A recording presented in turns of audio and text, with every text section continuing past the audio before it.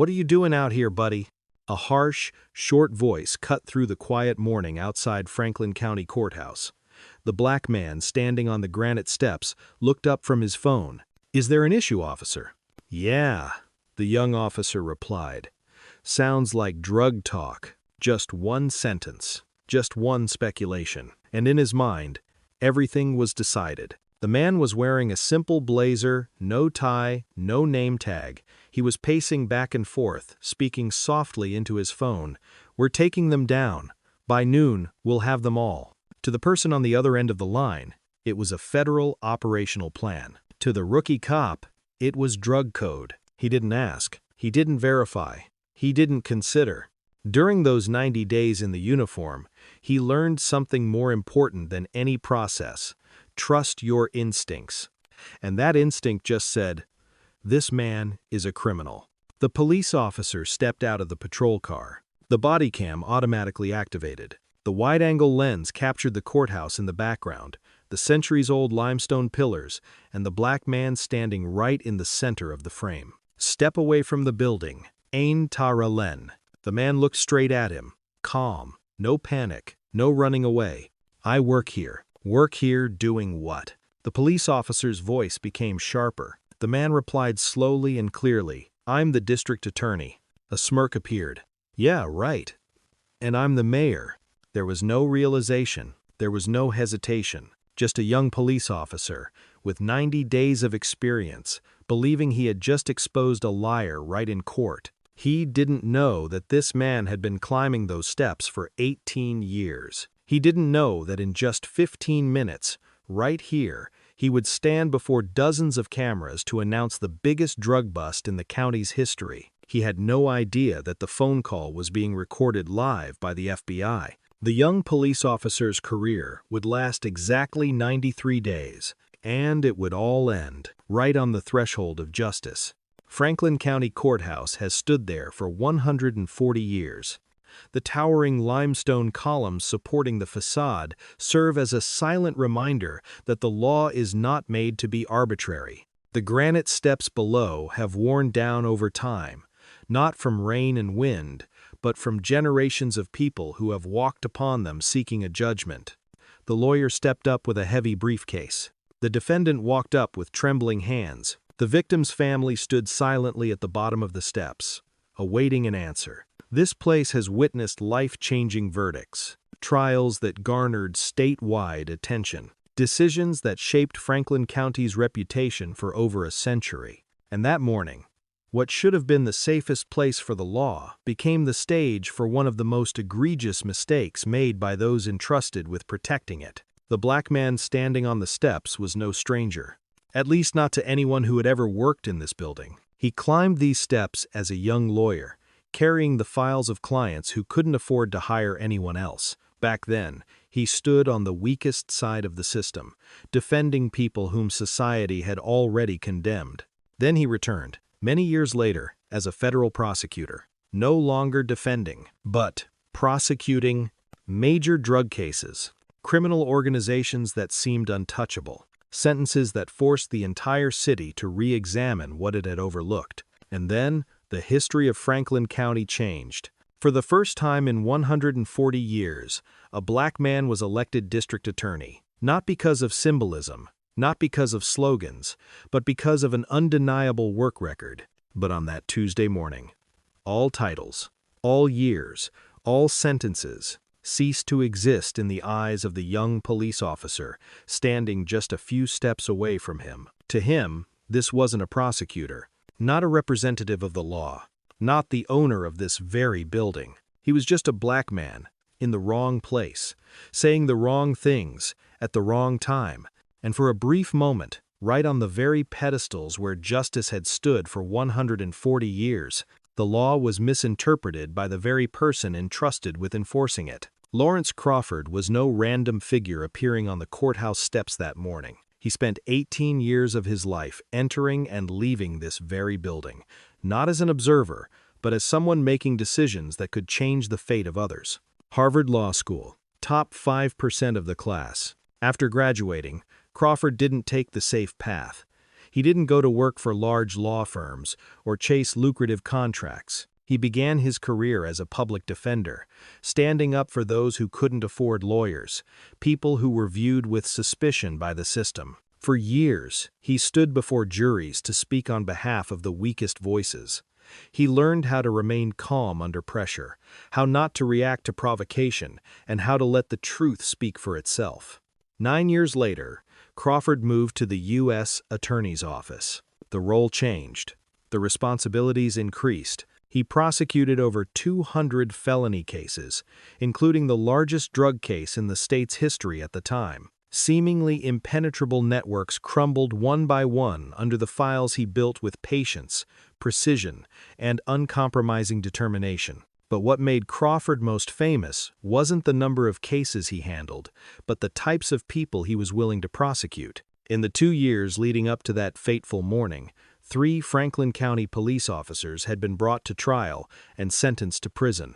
Not for professional misconduct, but for abuse of power, falsifying records, and violating civil rights. Crawford signed each of the charges. He wasn't known for his outspokenness. He didn't seek the spotlight. But in law enforcement, everyone knew one thing. If you did something wrong, Lawrence Crawford wouldn't let it slide. 4 years ago, he ran for district attorney, and for the first time in Franklin County's 140-year history, voters elected a black man to the highest position of local prosecutor. He won with 67% of the vote, and he was re-elected with an even higher percentage.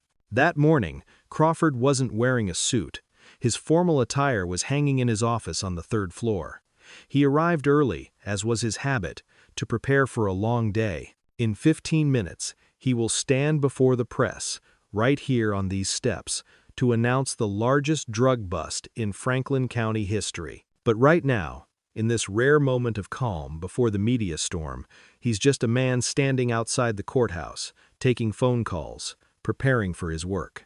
And completely unaware that, just a few meters away, a young police officer was watching him as a target, not as a representative of justice. Lawrence Crawford stepped out of the courthouse's main entrance and paused on the steps, not because he wanted to avoid anyone, but because there were calls that shouldn't be taking place in the watchful hallway. The morning was cool and crisp. The air was clear. The city wasn't fully awake yet. On the other end of the line was FBI agent Denise Morrison from the regional office. "We are ready," Morrison said. "The arrest warrant has been signed. The action team is in position." Crawford nodded, even though he knew the other man couldn't see. "Perfect. We're going according to plan." He began walking slowly down the steps, his voice lowered instinctively, a tone characteristic of someone accustomed to sensitive conversations. 16 targets, he said. "The biggest ever. I'm going to announce the charges. The FBI is handling the action part." "The arrest team will be leaving at 10 o'clock, Morrison confirmed. "By noon, we'll have them all." Crawford allowed himself a small smile. Not out of self-satisfaction, but because of the rare feeling that months of quiet, hard work had finally come to an end. "We're taking them down today," he said. "All of them." Those words floated out into the morning air, without any pretense. They were simply the familiar language of those who had done this work long enough to no longer need to mask the truth with flowery words. But not everyone understands that language. Crawford didn't notice the patrol car slowing down around the corner. He didn't see the eyes fixed on him through the windshield. He didn't know that every word he said was being heard by someone else, in a completely different way. The young police officer in the car tilted his head, concentrating. "Operation. Taking them down.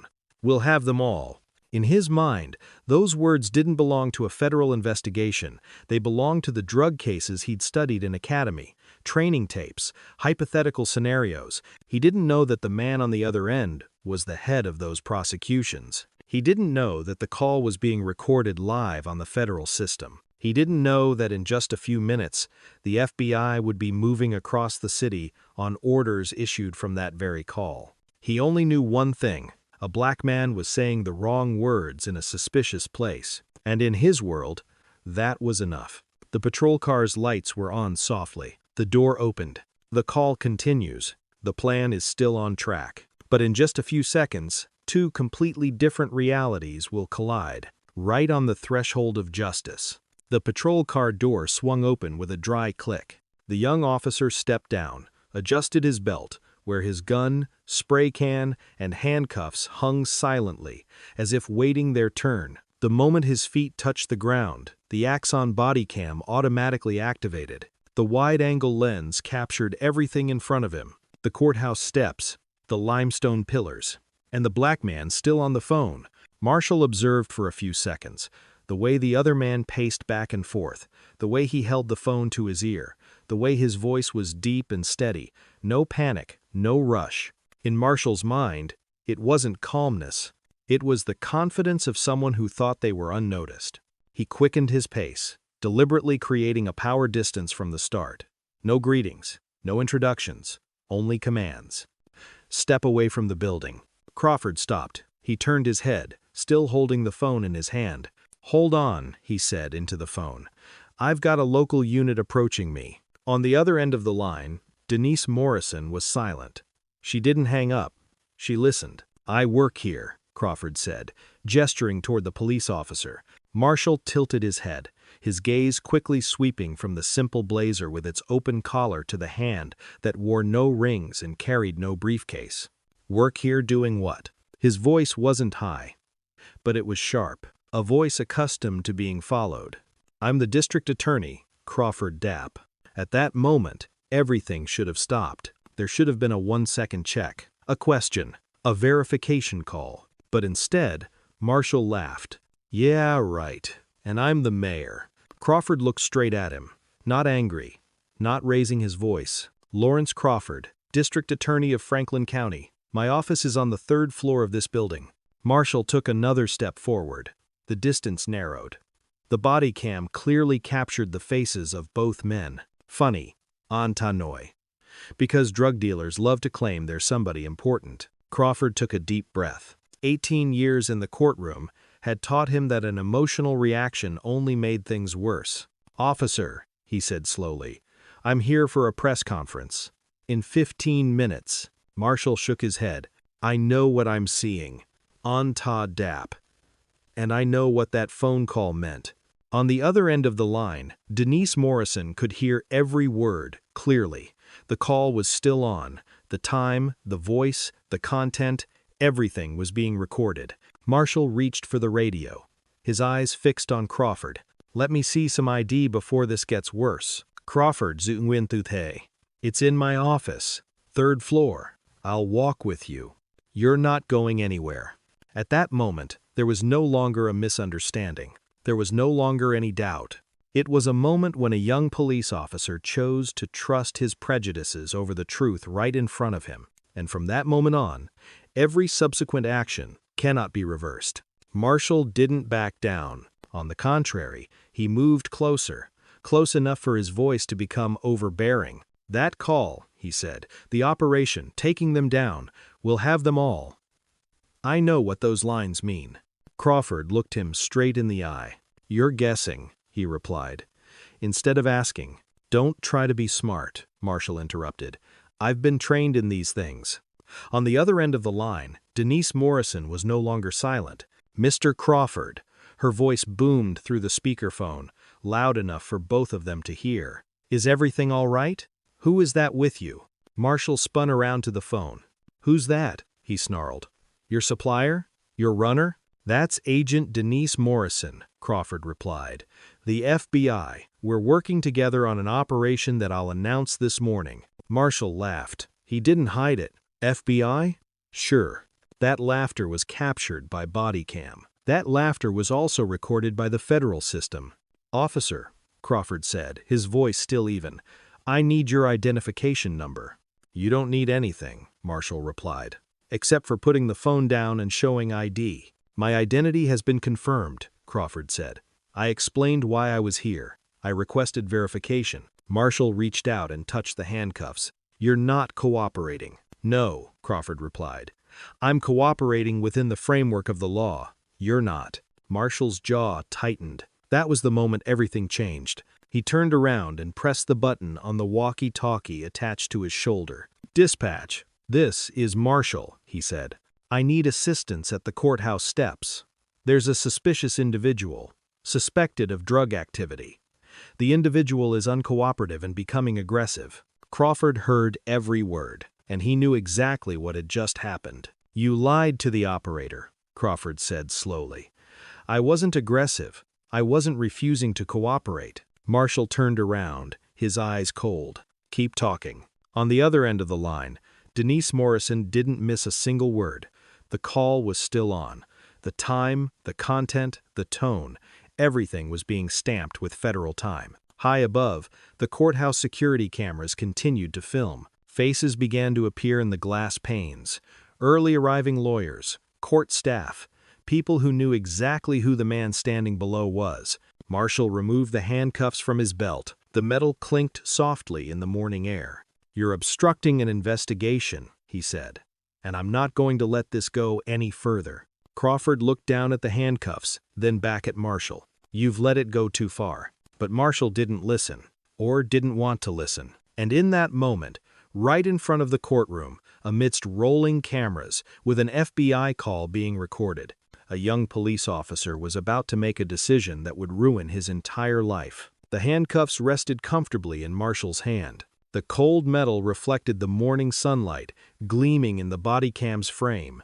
A faint clicking sound echoed, small enough to be carried away by the wind, yet loud enough to be recorded forever. "You're under arrest, Marshall Noy, for obstruction and resisting." "I am not opposed," Crawford replied. "And I am not obstructing any legitimate investigation." "You will." Marshall Cotton Gang. "Turn around. Hands behind your back." Crawford didn't run away. He didn't react. He didn't struggle. He stood still. In the glass windows above, figures paused.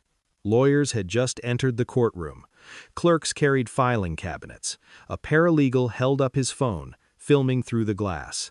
Even the media team setting up for the press conference took notice. A cameraman turned his lens toward the steps. A producer pointed. On the other end of the line, Denise Morrison took a deep breath. "Mr. Crawford," she said clearly, "I'm recording this call. FBI agents are being dispatched to your location." Marshall heard it. He didn't stop. "Turn around," he repeated. Crawford lowered his voice, but each word was clear, carrying the familiar rhythm of someone who had spoken before a jury. "Officer Marshall," he said, "I will make this statement once, for all recording equipment." Marshall paused for a fraction of a second.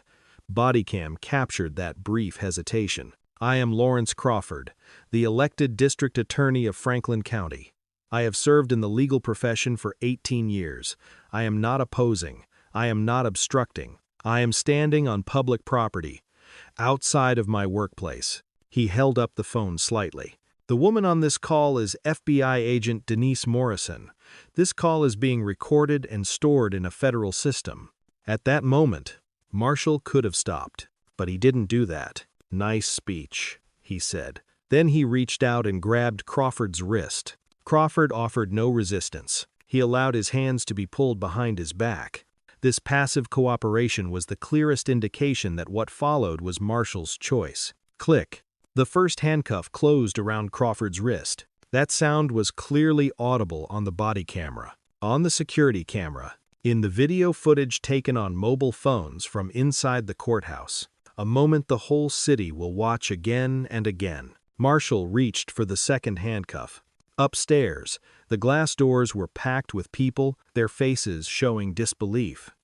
And just then, as the second handcuff was still dangling, a car horn blared from behind. "The backup has arrived." The sound of car horns cut through the morning air. A patrol car pulled up abruptly at the side of the road.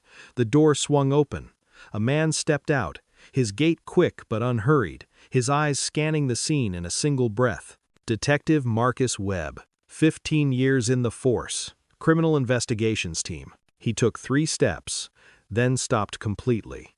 Webb's gaze rested on the handcuffed man, a simple blazer, metal handcuffs on his wrists. The phone was still in his hand. Webb's face turned pale. "Marshall?" His voice was low and strained. "What the hell are you doing?" Marshall turned around, as if finally someone had come to confirm his decision. "Detective," he said quickly, "I have a suspicious individual." refusing to verify identity, indications of drug dealing. Backup called as per procedure. Webb didn't look at Marshall. He looked straight at Crawford. Mr. Crawford, just those 2 words, but that's enough. Marshall paused. Webb took another step, his voice so low it was almost a whisper, but the body camera still caught it. "Do you know who this person is?" Marshall opened his mouth. No sound came out. "That's Lawrence Crawford," Webb continued, "the district attorney of Franklin County." Time seemed to slow down. The blood drained from Marshall's face. His body recoiled slightly, almost instinctively. All sounds around him faded the moment that information reached his consciousness. "Nobody told me," he stammered. Webb turned to look at him. This time, it was the look of someone who had seen too many irreparable mistakes. "His picture is hanging right in the main hall. It's on the county website. Local news outlets have been showing it for 4 years. Then Webb leaned closer, his voice no longer a command, but a warning. "Remove the handcuffs. Right now. And don't say another word." Marshall looked down at Crawford's wrists. The first handcuff was still locked in place. His hands trembled as he unlocked the door. The metal pieces fell, lightly touching each other. Crawford held his hand out. He didn't rub his wrist. He said nothing. That gesture of silence would later appear in every news report, every lawsuit filing, every lecture on abuse of power. Webb stepped forward, standing between Marshall and Crawford, like a belated dividing line. "Mr. Crawford," Webb said, "I would like to—" "No need," Crawford interrupted.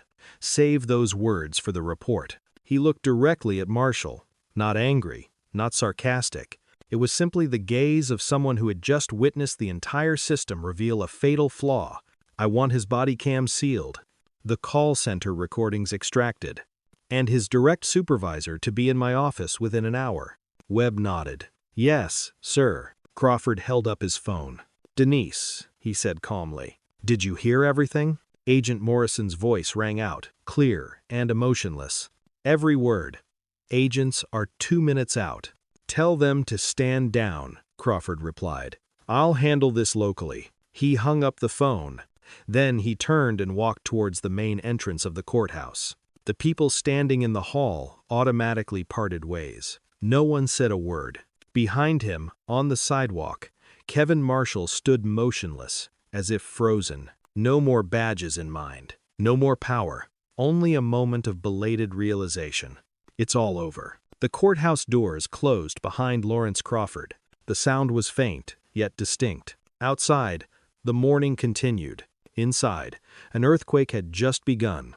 Less than 5 minutes later, the first message was sent. Then, the second. Then a call. "Internal affairs have been activated."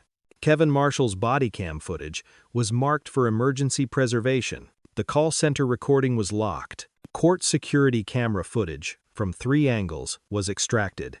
There is no debate. There are no different accounts. Only data. Outside, the media team, who had been preparing for the drug press conference, had completely shifted their focus. The cameras were no longer pointed at the empty podium, but instead at the steps where the handcuffs had been removed just minutes before. A producer whispered, "We have something bigger to deal with." Within 15 minutes, the first video clip appeared on social media. No title, no comments, just image. A black prosecutor was handcuffed right in front of his own courtroom. The DA communications office's phone started ringing incessantly. Local reporters, then state reporters, then national reporters. Inside the building, Crawford changed his coat. He looked in the mirror for a few seconds, not to check his appearance, but to catch his breath. A secretary hurried forward. "Sir." Everyone saw it. "I know," Crawford replied. "Cancel the old content. What about the press conference?" "It's still happening," he said. "On time. In the same place. There's only one difference. The topic has changed." Outside, Kevin Marshall remained in the same spot. No one spoke to him. No one needed to ask any further questions. An internal affairs officer approached.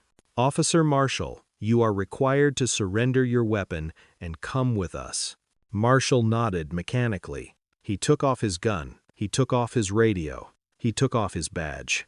Each item was placed in an evidence bag as a nonchalant procedure. The crowd began to gather. No shouting. No chaos. Just glances. 45 minutes later, Lawrence Crawford stepped back onto the steps, this time in front of dozens of microphones, dozens of cameras. He looked directly into the camera. "This morning," he said, "I plan to announce the largest drug bust in Franklin County history." He paused. "But instead, I will announce an investigation. No need to mention names. No need for lengthy explanations. Everyone knows who this investigation will target." Within 48 hours, the question was no longer what Kevin Marshall had done. The question is, how did someone like that get awarded the medal? The Department of Internal Affairs opened the recruitment file. The FBI sent a request for cooperation. County attorneys began reviewing each step in the process that had brought Marshall into the force just 3 months earlier. The initial record looked clean. No criminal record. No official disciplinary violations. But the deeper you dig, the more gaps become apparent. The people listed in the records have never been called. A former manager confirmed. No one has contacted them. A former colleague stated bluntly, "If they asked, I wouldn't have made a referral." Then there's the part that should have been blocked from the start. Social media. 3 years of public posts. Facebook, Instagram, secondary accounts. Phrases about cleaning the streets. Images hinting at who the real criminals are. Racist memes that are shared and then deleted, but not quickly enough. A post from 6 months prior to his recruitment stood out as an undeniable sign. A Confederate flag, accompanied by the caption, "Heritage, not hate, unless you give me a reason." In Police Academy, Marshall once wrote, "Learning how to spot the real criminals. Hint, they don't look like me." No one noticed. Or worse, they saw it and ignored it. The social media test in the job application is marked completed, but there is no name of the tester, no date or time, and no attached report. One blank space is marked with a, and that's enough. The investigation didn't stop at Marshall. The officer in charge of recruitment was questioned. The background check officer was suspended. 2 supervisors were found to have approved the applications without carefully reviewing them. There was no grand conspiracy. There were no secret meetings. It's just a series of sloppiness after sloppiness, masked by habit. We've always done it this way. Within a week, Kevin Marshall was fired. The reasons: inappropriate conduct, making false statements, unlawful arrest, and civil rights violations. The police union reviewed the file, then they withdrew. No one is going to defend an incident that has been recorded from every angle. But for Lawrence Crawford, this is not the end. He looked at the stacks of documents on his desk and understood perfectly. If it stopped at just a dismissal, then this will happen again. 3 weeks after the court proceedings, a federal indictment was issued. This is not from Lawrence Crawford's office. He withdrew from the case due to a conflict of interest. The indictment comes from the Federal Department of Justice. The charges are unembellished, emotionless, just dry, yet weighty words. Depriving citizens of their rights under the guise of official authority. Unlawful arrest. Providing false information to a call center. Abuse of power. Kevin Marshall was arrested one morning with no cameras, no sirens, no crowds. There were only handcuffs, this time on his wrists. The arraignment took place right in the Franklin County Courthouse. The same building, the same steps, but the positions have changed. Marshall stood before the dock. No badge, no gun, just a cheap suit and an appointed lawyer. In the courtroom, Lawrence Crawford sat in the back row. He didn't speak. He didn't look directly at anyone, just observe. Marshall's lawyer requested bail, arguing that it was due to professional misconduct, lack of training, and no malicious intent. The federal prosecutor turned on the body cam footage. Then he played the FBI call transcript. Then he showed the social media posts. No further comment. The judge looked at the file for a few minutes. Then he looked up. The defendant exhibited a dangerous pattern of behavior, she said, and demonstrated that the power granted to him was used without control. The bail request was denied. Marshall was led out of the courtroom. This time, no one was mistaken. The formal trial took place 4 weeks later. It lasted 4 days. There were no conflicting witness accounts. There was no contradictory testimony. Each camera tells the same story. Each recording confirms the same truth. Marshall testified voluntarily. He said he acted instinctively, that he had never received proper training, and that he couldn't have known the person was the district attorney. The prosecutor only asked 4 questions. Is there a picture of Mr. Crawford hanging in the courthouse lobby? Yes. Is it on the county's website? Yes. Have you been featured in local media for 4 years? Yes. So you don't know. Or you didn't see? No more questions. The jury left the courtroom at 3 p.m. They returned at 6:12 p.m. Guilty. On all counts. No noise. No reaction. Just one sentence was enough to close all paths back. 6 weeks after the guilty verdict, the sentencing hearing was held. Kevin Marshall stood before the dock. No more arguing. No more defiant gaze. The judge flipped through the files page by page. Body cam footage, FBI transcripts, social media posts that had been overlooked. He only wore the badge for 3 months, she said. But in that time, he showed that no amount of further training could correct the biases he brought to this job. She paused. You haven't arrested the wrong person. You chose not to believe the truth. You chose to fabricate to legitimize your actions. And you chose to use state power to impose those choices on an innocent citizen. The verdict has been announced. 18 months in federal prison, 3 years of probation after serving the sentence, permanent revocation of law enforcement credentials. There is no turning back. Kevin Marshall was led away, handcuffed, through the same door he had used to bring others in. Outside the courtroom, another case was being resolved more quickly. Franklin County faces undeniable reality. Video of a prosecutor being handcuffed in his own courtroom, FBI recordings, and a well-documented string of recruitment failures. The county insurance company is not waiting for a civil ruling. The $12 million deal was agreed upon within 4 months. Lawrence Crawford accepted the compensation. He kept $7 million for his family, not as a reward, but as assurance for a life that had been unnecessarily put at risk. He transferred the remaining $5 million directly to the Franklin County Convicted Persons Support Fund. I don't consider this a victory, Crawford said at his final press conference. This is the price of failure. Failure in recruitment, failure in supervision, failure in identifying bias. The press conference took place on those very steps, with the same granite, with the same limestone columns. But this time, the story is different. Franklin County has implemented a mandatory reform package, including mandatory and independent social media vetting, periodic bias assessments, off-system oversight in hiring. 2 other officers were disqualified when their files were reviewed. A year later, Lawrence Crawford ran for re-election. His opponents called him anti-police.